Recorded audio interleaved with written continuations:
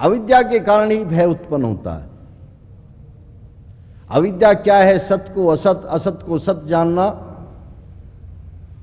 आत्मा में अनात्मा का, अनात्मा में आत्मा का भाव होना, सुख में दुख का, दुख में सुख का भान होना, इसका नाम अविद्या है। अर्थात हम जब किसी वस्तु के वास्तविक स्वरूप को नहीं जानते तब उस विषय में हमारी अविद्या कहलाती है। इस अविद्या से भय उत्पन्न होता है। प्रायः जब कभी बात कहते हैं कि भाई भूत प्रेत आदि नहीं है, ये कल्पनाएं हैं, तो लोग कहते हैं जी कुछ तो है ना, कुछ तो है। और यदि कुछ न होता तो इन बातों को सब क्यों कर मानते। कुछ तो है का अर्थ है कि भय तो है ही, कुछ में भय तो आता है ना, कुछ तो है में भय सन्निहित है। भय के कारण ये सारी चीजें हैं और इस भय का दूसरे लोग लाभ उठाते हैं। महर्षि व्याख्या कर रहे हैं, देखो जब कोई प्राणी मरता है तब उसका जीव पाप पुण्य के वश होकर परमेश्वर की व्यवस्था से सुख दुख के फल भोगने के अर्थ जन्मांतर धारण करता है। क्या इस अविनाशी परमेश्वर की व्यवस्था का कोई भी नाश कर सकता है? अज्ञानी लोग वैद्यक शास्त्र व पदार्थ विद्या के पढ़ने सुनने और विचार से रहित होकर सन्निपात, ज्वर आदि शारीरिक और उन्माद का आदि मानस रोगों का नाम भूत प्रेत आदि रखते हैं। अनेक लोगों की शंकाओं का समाधान है। प्रायः अविद्या के कारण जब घर में किसी को सन्निपात ज्वर हो जाता, बहुत अधिक, या कोई मानसिक रोग हो जाता है और उसके अंदर वह बड़बड़ाना शुरू करता है, तो हम कह देते हैं कि इसको भूत प्रेत आदि ने सता दिया है। परिणाम ये होता है कि उसकी चिकित्सा न करके हम इधर उधर भटकते हैं और भटकने का परिणाम ये होता है कि हमारा धन तो जाता ही है, व्यर्थ में सारा कुटुंब, संबंधी, रिश्तेदार सब दुखी होते हैं। यदि किसी कारण से, क्योंकि मनोवैज्ञानिक प्रभाव भी बहुत ज़्यादा होते हैं, वह ठीक हो गया तो फिर तो भूत प्रेत आदि का जो उपचार करने के लिए प्रसिद्ध हैं लोग, उनका नाम बढ़ता, उन्होंने भूत उतार दिया। और यदि मर गया तो वे इसका भी बहाना रखते हैं। तब कह देते हैं जी क्या करें, भूत बहुत बलवान था, उसने पीछा छोड़ा ही नहीं। कई बार बड़े विचित्र विचित्र प्रश्न लोग करते हैं। एक व्यक्ति ने कहा जी आप कहते हैं कि भूत प्रेत आदि नहीं है। मैंने कहता हूं, आपने गलत कहा कि मैं कहता हूं। सारे ऋषि मुनि लोग कह रहे हैं, सारे शास्त्र कह रहे हैं, वेद आदि शास्त्रों में कहा गया है कि भूत उसको कहते हैं जो हो करके नहीं रहा, उसको भूत कहते हैं। आप भी किताबों में यही पढ़ते हैं, भूत उसको कहते हैं जो बीत गया। किसी शब्दकोश में, किसी शास्त्र में मरे हुए व्यक्ति की आत्मा का शरीर धारण कर लेना या किसी को सताने का नाम भूत नहीं कहा गया। कहते जी चलो भूत ने से प्रेत तो होगा। मन का जरा न्याय दर्शन उठा करके पढ़ो, आपको प्रेत के अर्थ का पता लग जाएगा। पुनरुत्पत्ति प्रेत्य भाव है, शरीर का फिर से जन्म लेना, इसका नाम प्रेत्य भाव है। तब वे कुछ घटनाएं सुनाने लगते हैं। कहते हैं कि मेरे बड़े भाई को एक बार भूत ने ग्रसित कर लिया। तुम्हें कैसे पता लगा कि भूत था? कहते जी वो जो बोल रहे थे ना वो तो व्यक्ति थे, लेकिन उनके अंदर से मेरी जो भाभी थी जो कुछ दिन पहले मर गई थी वह बोल रही थी। मैंने बड़े आश्चर्य से उनकी ओर देखा, आपको कैसे पता लग गया आपकी भाभी बोल रही है? कि जी औरत की आवाज में बोल रहे थे। मैंने कहा बहुत सारे गायक आपको ऐसा दिखाऊं जो पुरुष की आवाज में भी गा सकते हैं और स्त्री की आवाज में भी गा सकते हैं। बहुत सारे व्यक्ति आपको दिखा सकता हूं जो दोनों आवाजों में बोल सकते हैं। क्योंकि आवाज महीन हो जाए, हमारे गले के अंदर जो स्वर तंत्रिका होती है वह संकुचित हो जाए तो आवाज बारीक निकलेगी, और वह फैल जाए तो आवाज फटी हुई निकलेगी। व्यक्ति इस आवाज की साधना करके इसको हल्का, भारी, मोटा, पतला कर सकता है। आपने तो किसी रोग के कारण, किसी कारण से वह स्वर तंत्रिका सिकुड़ गई और आवाज बारीक हो गई, इससे आपने अनुमान लगा लिया कि आपके भाई के अंदर से आपकी भाभी बोल रही है। यदि आपके पास में भाभी की आवाज होती और आप दोनों आवाजों को मिलाकर देखते तो आपको जमीन आसमान का अंतर दिखाई देता। यह तो मनोवैज्ञानिक प्रभाव आपके ऊपर हुआ कि स्त्री की आवाज में उसने बोलना शुरू कर दिया, उसका स्वर महीन हो गया, बारीक हो गया, तो आपने कल्पना कर ली कि आपकी भाभी बोल रही है। कहते हैं तो फिर ये भूत प्रेत आदि उतारने वालों के पास ले जाते हैं तो फिर आराम क्यों हो जाता है? मैं कहता हूं सबको नहीं होता। कहते जी बहुतों को हो जाता है, तो मैं उनको एक कथा सुनाया करता हूं। आपका जो निर्णय लेने का तरीका है ना वो गलत है। एक व्यक्ति ने समुद्र के किनारे पर समुद्र देवता का मंदिर बनाया हुआ था। एक प्रतिमा रखी हुई थी समुद्र देवता के नाम की। जो भी व्यक्ति समुद्र में यात्रा करने के लिए जाता था तो वह जो उस मंदिर का पुजारी था वह सबसे कहता था, भाई इस मंदिर में कुछ भेंट पूजा चढ़ाओ। क्यों? क्या लाभ मिलेगा हमको कि आप इस देवता पर कुछ चढ़ाकर जाएंगे समुद्र में यात्रा करने के लिए, तो आपकी यात्रा सफल होगी और आप सकुशल लौट आएंगे। एक लिस्ट उसने बना रखी थी, सूची तैयार की हुई थी और उसमें अनेक व्यक्तियों के नाम थे। वह उस सूची को दिखाता था कि देखो इतने लोग इस समुद्र देवता पर कुछ चढ़ा करके गए और सकुशल लौट आए। उस सूची से प्रभावित होकर लोग चढ़ा देते थे। एक व्यक्ति जब समुद्र यात्रा के लिए चला तो उससे भी उन्होंने यही कहा और उसके सामने भी वह सूची रखी। वह व्यक्ति उस पुजारी से कहता है, सुनो भाई, तुमने एक सूची दिखाई है ना, उन लोगों की सूची दिखाई है जो इस समुद्र देवता पर कुछ चढ़ा करके गए और सकुशल वापस लौट आए। 2 सूचियां और दिखाओ। एक उन लोगों की दिखाओ जो समुद्र देवता पर कुछ चढ़ाकर नहीं गए फिर भी सकुशल लौट आए, और दूसरी उन लोगों की दिखाओ जो चढ़ाकर गए और फिर भी सकुशल नहीं लौटे। इन तीनों सूचियों में तुलना करूंगा। तुलना करने के पश्चात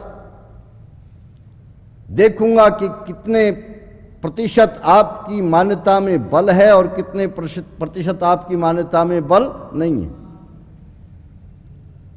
यही स्थिति हमारी है। जो वास्तव में एक किसी कारण से ढोंग किए हुए होते हैं, एक नाटक किए होते हैं भूत प्रेत का, क्योंकि कई बार दूसरों को, घर के लोगों को परेशान करने में भी आनंद आता है, तब उसी स्थिति में मनोवैज्ञानिक प्रभाव होता है। इस प्रभाव को हमने देखा। हमारे क्षेत्र में, गांव में एक मान्यता थी, जब हम छोटे छोटे थे उस समय सुनते थे कि यदि किसी को सांप काट ले और सांप का डंक लगने के पश्चात व्यक्ति दौड़कर अपने गांव की सीमा में आ जाए तो सांप के काटने का प्रभाव उस व्यक्ति पर नहीं होता, विष का प्रभाव नहीं हो सकता। अनेक उदाहरण देते थे, फला व्यक्ति को सांप ने काटा, दौड़कर गांव की सीमा में आ गया तो फिर सांप के विष का प्रभाव हुआ ही नहीं। लेकिन जब आगे चल करके हमने पढ़ा कि हर सांप के अंदर विष होता ही नहीं, तब बात समझ में आई कि वास्तव में लोग सांप के काटने से, विष से ज्यादा नहीं मरते, अपितु भय के कारण मर जाते हैं, है ना। सांप ने काटा है तो विष चढ़ जाएगा। एक मनोवैज्ञानिक प्रभाव व्यक्तियों के ऊपर होता है और इस भय के कारण उनकी मृत्यु हो जाती है। अब उसमें क्या रहस्य था? यदि सांप ने काट लिया और व्यक्ति दौड़ करके गांव की सीमा तक आ गया तो इसका अर्थ यह है कि उस सांप में विष था ही नहीं, और गांव की सीमा में आ गया तो अब उसके अंदर यह विश्वास हो गया कि अब उस सांप के विष का प्रभाव मेरे ऊपर होगा ही नहीं, है ना। विष था ही नहीं तो प्रभाव क्या? एक मन का भय था, वो निकल गया। क्योंकि यदि विषधर सांप हो और वो डंक मार दे तो एक कदम भी नहीं रखने देगा, गांव की सीमा तक कैसे आओगे, है ना। तब यह प्रचार कर देते हैं, यदि वह व्यक्ति दौड़कर गांव की सीमा में आ गया होता तो वह भी बच गया होता। ठीक यह स्थिति है। जिनको कोई ज्यादा भयंकर शारीरिक बीमारी नहीं है या जो केवल स्वांग मात्र करते हैं भूत होने का। मैंने देखा है, एक बार मैं एक जगह ठहरा हुआ था सहारनपुर में, सामने एक व्यक्ति ड्रामा करने लगा, हाथ पैर फेंकने लगा। आसपास के लोग कहने लगे इसको भूत आ गया। मैंने विचार किया, देखे भाई भूत कैसा होता है, हमने भी आज तक सुना है, देखा नहीं, हम भी देख लें भूत कैसा होता है। मैं चलकर उसके पास गया तो मैंने उसकी हरकतों को देखा, वो नाटक कर रहा है। मैंने जाते एकदम तबाक से उससे कहा, क्यों नाटक करता है, ठीक क्यों नहीं बैठता? अब एकदम से सक पका कर ठीक बैठ गया। फिर उसे एहसास हुआ, हो इसने तुझे धमका दिया, तेरी पोल खुल जाएगी, वो फिर नाटक करने लगा। मैंने कहा ये नाटक कर रहा है, इसको भूत वूत कुछ नहीं है। लेकिन कुछ लोगों को वास्तव में बहुत भयंकर बीमारियां होती हैं, कुछ मेंटल डिसीज होती हैं, मानसिक रोग होते हैं कुछ, जिनमें व्यक्तियों को तरह तरह के दृश्य दिखाई देने लगते हैं। अब हम मानसिक रोगों का उपचार कराते नहीं और उनको टोने टोटके करने वालों के पास में, तांत्रिकों के पास में, भूत प्रेत उतारने वालों के पास में लेकर जाते हैं। परिणाम ये होता है कि उनके जीवन से हाथ धो बैठते हैं, समाप्त हो जाते हैं। ऋषि ध्यान ने घूम घूम करके लोगों को बड़े ध्यान से देखा, दुर्दशा को देखा। कई मेले लगते हैं जहां पर भूत उतारने का विशेष आयोजन होता है, मैंने भी देखा। आपका भी मन करे तो जाकर के देखना। भूत उतारने का बड़ा विचित्र ढंग है और प्रायः मेरी माताएं और बहनें ज्यादा वहां उपचार के लिए जाती हैं। कोड़े रखे होते हैं, 5 किलो का कोड़ा, 10 किलो का, 15 किलो का, है ना। जहां जाकर के कहा कि मेरी इस बहन को, मेरी इस बेटी को, मेरी इस पत्नी को, मेरी इस मां को भूत ने घेर लिया है, भूत ने सता दिया है, तो उनका उपचार उन कोड़ों से होता है। जिनको नकली भूत होता है वो तो 1-2 कोड़ों में ही भाग जाता है ना। अरे ऐसा है तो घर पर इलाज करो ना, कोड़ा उठाओ और धाए धाए बजाओ, काहे को परेशान हुए भागे फिरते हो। कई लोग कहते हैं जी आप तो आर्य समाजी हैं, आपको भूत प्रेत इसलिए नहीं सताता। मन का तो फिर ये तो सबसे बढ़िया इलाज मिल गया, ये तो सबसे बढ़िया इलाज है, क्यों परेशान होते हो। यदि भूत प्रेत आदि आर्य समाजियों से इतने डरते हैं तो आर्य समाजी बन जाओ ना, काहे को परेशान होते हुए घूमते हो और दूसरों को भी परेशान करते हो। सत्यार्थ प्रकाश घर में लाकर पढ़ो ना, जिस घर में सत्यार्थ प्रकाश पहुंच जाएगा वहां ये बीमारियां आएंगी नहीं। सबसे ज्यादा तो इससे डरती हैं ये बीमारियां। ये ग्रंथ जहां पहुंच जाएगा वहां ज्ञान का प्रकाश होगा। इसीलिए ऋषि कितनी स्पष्ट बात लिखते हैं, जब आंख के अंधे और गांठ के पूरे उन दुर्बुद्धि पापी स्वार्थियों के पास जाकर पूछते हैं कि महाराज इस लड़का लड़की स्त्री और पुरुष को न जाने क्या हो गया है, तब वे बोलते हैं कि इसके शरीर में बड़ा भूत प्रेत भैरव शीतला आदि देवी आ गई।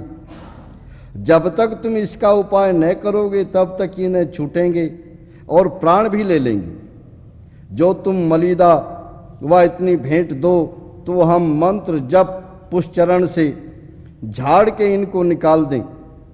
तब वे अंधे और उनके संबंधी बोलते हैं महाराज चाहे हमारा सर्वस्व जाओ परंतु इनको अच्छा कर दीजिए। तब तो उनकी बन पड़ती है। वे धूर्त कहते हैं अच्छा लाओ इतनी सामग्री इतनी दक्षिणा, देवता को भेंट और ग्रहदान कराओ। झांझ मृदंग ढोल थाली लेके उनके सामने बजाते गाते और उनमें से एक पाखंडी उन्मत्त होके नाच कूद के कहता मैं इसका प्राण ही ले लूँगा। तब वे अंधे उस नीच व्यक्ति के पैरों में पड़ के कहते हैं आप चाहे जो लीजिए इसको बचाइए।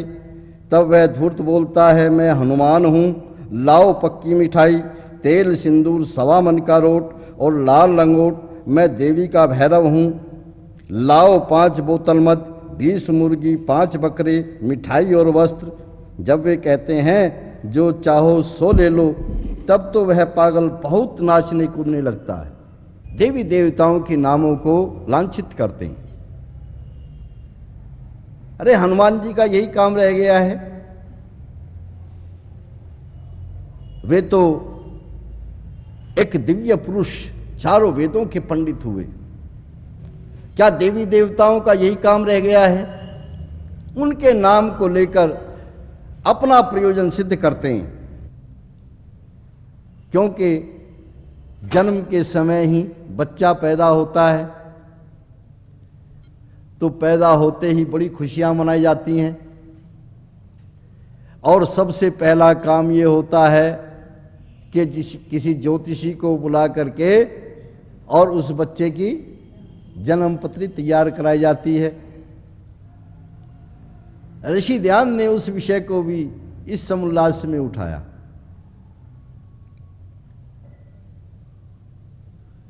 प्रश्न किया है कि ये जो जन्म पत्री आदि हैं इनको तो आप मानते हैं कि नहीं? तो ऋषि ध्यान कहते हैं कि मानता हूं। क्या मानता हूं? कि जन्म पत्री नहीं मानता अपितु शोक पत्री मानता हूं। शोक पत्री मानता हूं। क्यों? जन्म पत्री तो कुछ हो ही नहीं, बनी नहीं सकती। शोक पत्री इसलिए कहता हूं जब तक वह जन्म पत्री नहीं बनती तब तक तो घर में सुख और शांति रहती है, सब खुश रहते हैं। लेकिन उस जन्म पत्री के बनते ही जरा वर्णन सुनिए।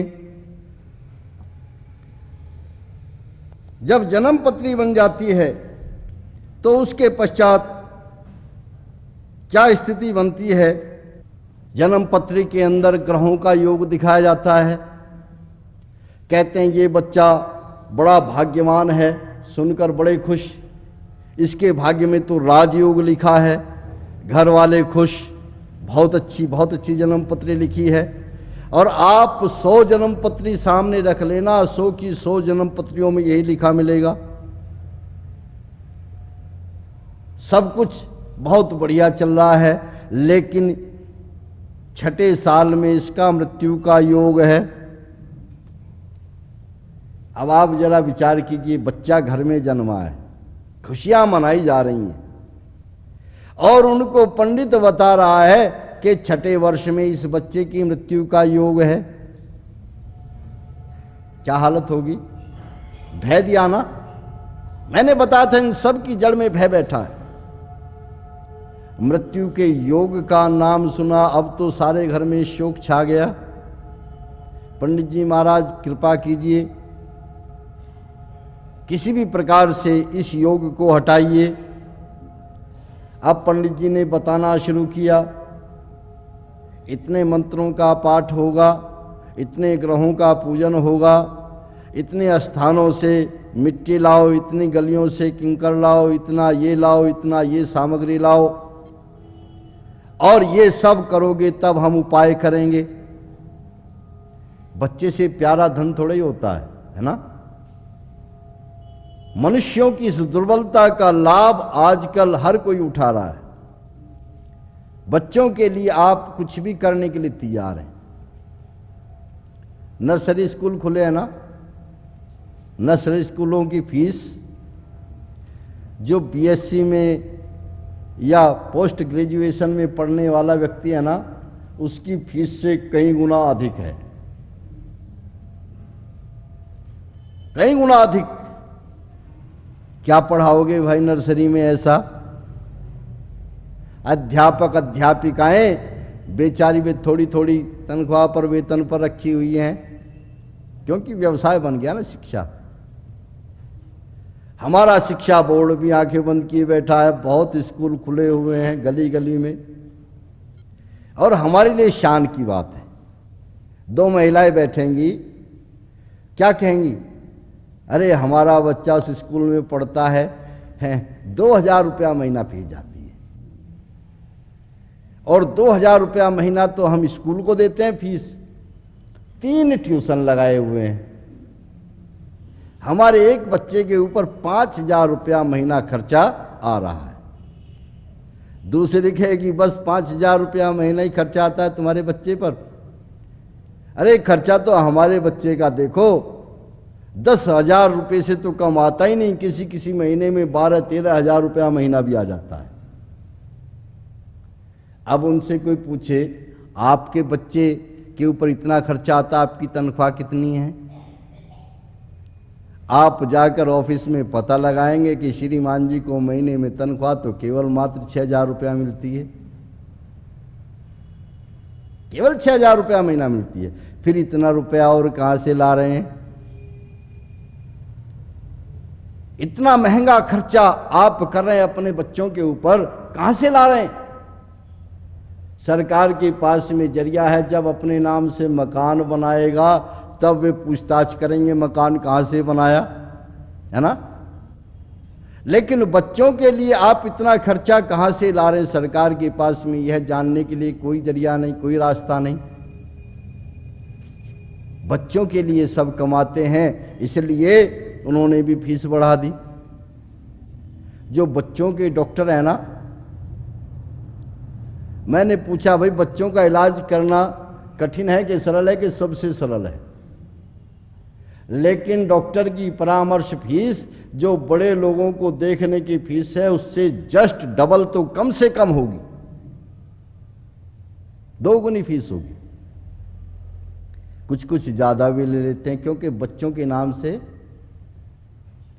फिर व्यक्ति जेब को नहीं देखता, मेरे बच्चे का जीवन बच जाए, यही लाभ ये लोग उठाते हैं।